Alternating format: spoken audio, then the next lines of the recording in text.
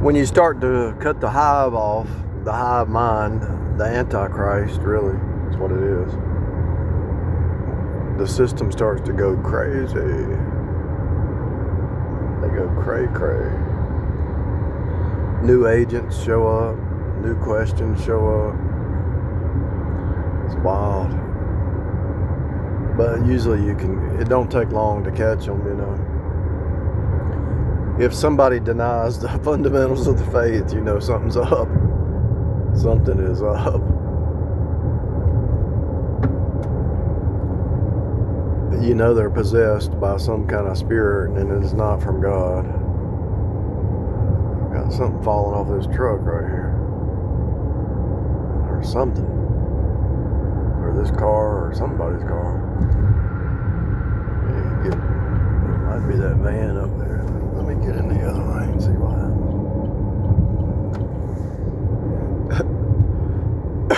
Yeah.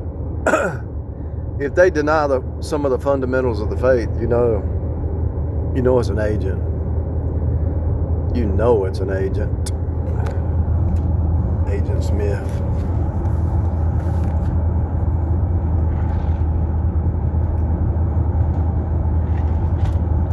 What are the fundamentals of the faith?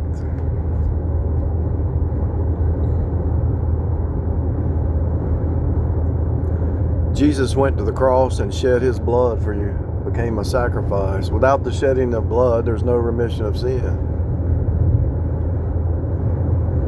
If anybody denies the blood, that's satanic. Let me say it again. If anybody denies the blood of Jesus, that's satanic. Satanic. To deny the blood of Jesus is satanic. And I don't care how pretty they look. I don't care how good they sound. I don't care what it is. If they deny the blood, it's satanic. It has to be.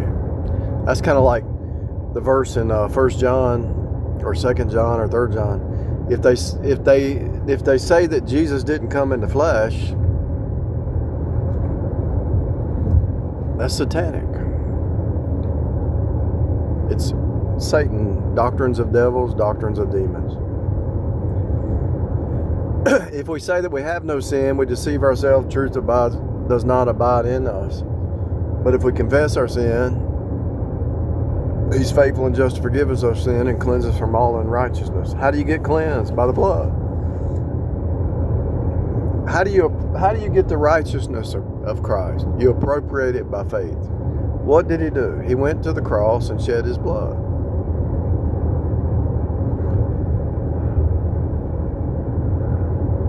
Why would anybody deny that if they claim to be saved?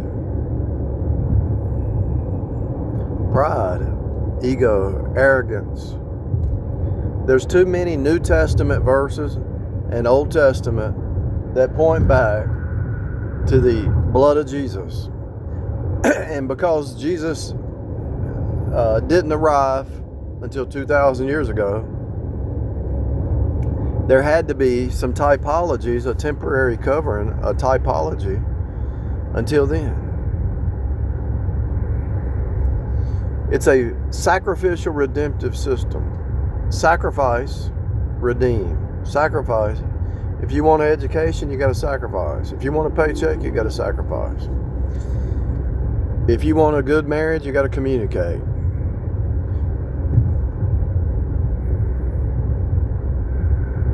You got to sacrifice each person. It's not just a one-way sacrifice. It's a two-way thing.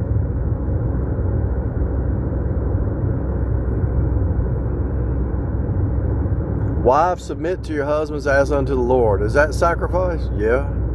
You chose to marry them. Did you love them? Then you married them, so you better submit. Husbands, love your wives. Christ loved the church. Is that going to be sacrifice? Yeah.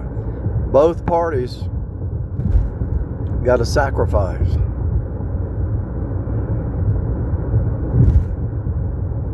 If they don't, if one party wants the other one to sacrifice and the other one doesn't,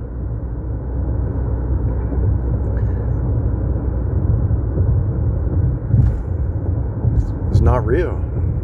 It's not real. It's fake. Does the manager on a job have to sacrifice to maintain the system? Yeah.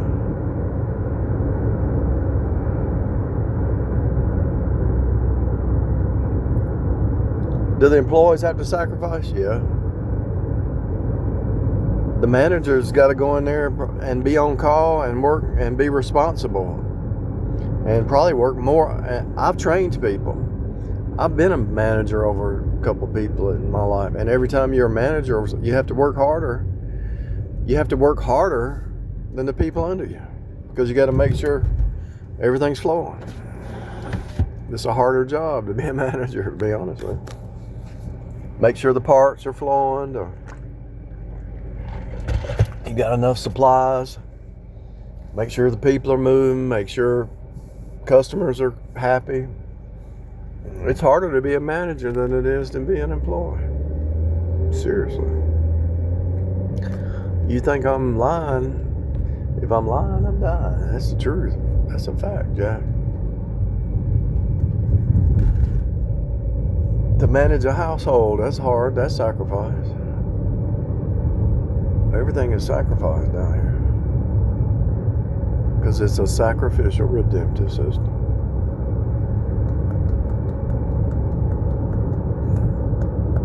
Now, if two work together, like in a dance or in a flow, then it would flow. It would be like a less sacrifice. But I promise you,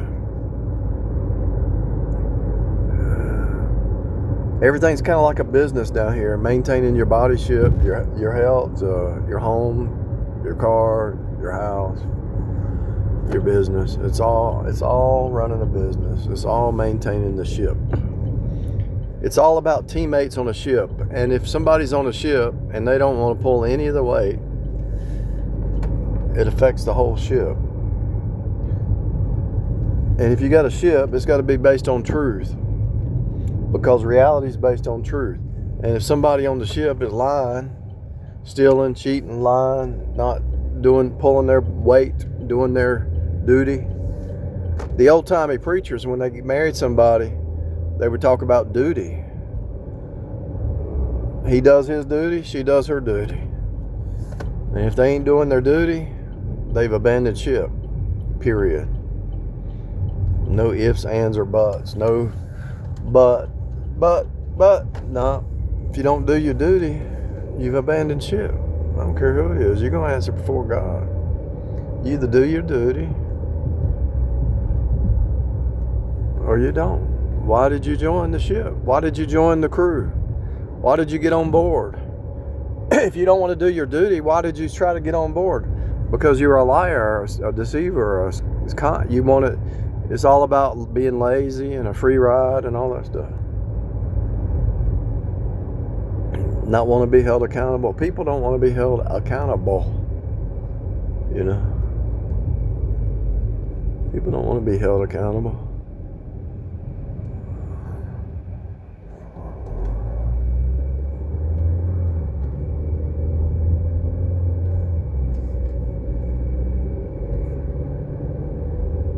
It's really a trip, to be honest with you.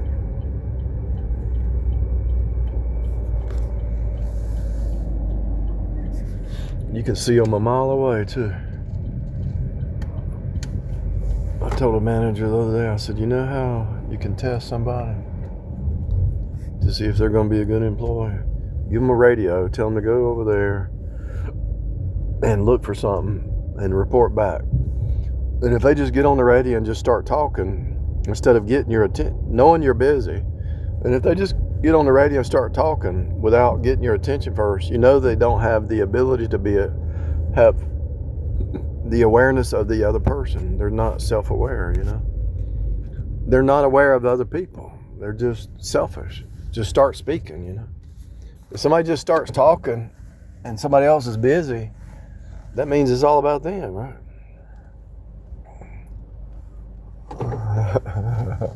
I got this guy. He was debating whether he should just take off and while I was trying to back in.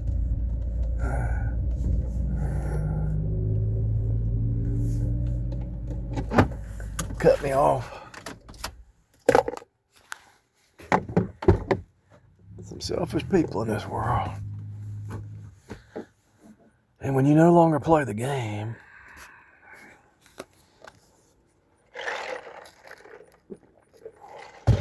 they knock on your door, and you don't play the game, so they go knock on this door. But usually when they knock on this door, see how the grass is not really green? That grass does look greener, but it's because it hadn't been mowed. So let's say they knock on this door, and they try to get into your world to pull you into their world, to use and abuse and all that. And then they see that they can't deceive you. So then the grass looks greener, and they go over here. Is the grass greener? Yes, it looks greener.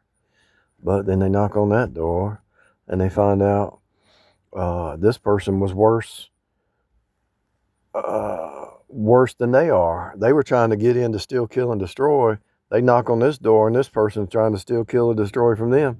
And the grass looked greener, but it's not ever greener.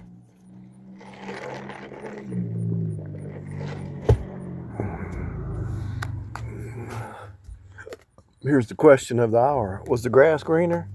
No. You know how long that saying's been there? Many years. Probably hundreds of years. Who knows? But you would think people would learn, well, the grass looks greener over there. And then when they go knock on that door, they find out the grass might have looked greener, but it was just a show. Somebody took a spray can and just sprayed the grass. They did that in China one time, you know. They actually did that in China. The little hills in some certain city was just dirt, and they were getting ready for the Olympics or something. So they went and sprayed all the mountains with green to make it look like grass. They actually did that. That tells you how deceptive China is. Oh, the grass looks greener. You step over there, and then you find out it was trouble. Then they come back and try to knock on your door. And you say, well, the grass was greener, huh? That's a saying that's been around for eons. And you got hoodooed like you were trying to hoodoo. You were trying to hoodoo me, and you got hoodooed. What's that about? And I don't even need to know that. I don't even need to question if that even happened, because it always happens. You reap what you sow. You tried to hoodoo me, or if somebody tried to hoodoo you, they went across there and they found out the grass is not greener. It looks greener, but it was painted grass. It was a painted face, you know. Then they went back over here and trying to get in the door, and you already know the jig is up, and they can talk a big talk and try to hide it, but you already knew what was going on. But you didn't even have to be there, because it's a principle that people follow, and they don't even know they're in the flesh mind. It's what the flesh mind does. The grass is greener over here. Oh yeah? How'd that work out for you? Not only did you lose this opportunity here, you go back to this, and you lost that opportunity because they see through you and they know your character. So you have to face yourself and look in the mirror and face off with yourself and finally admit what you are.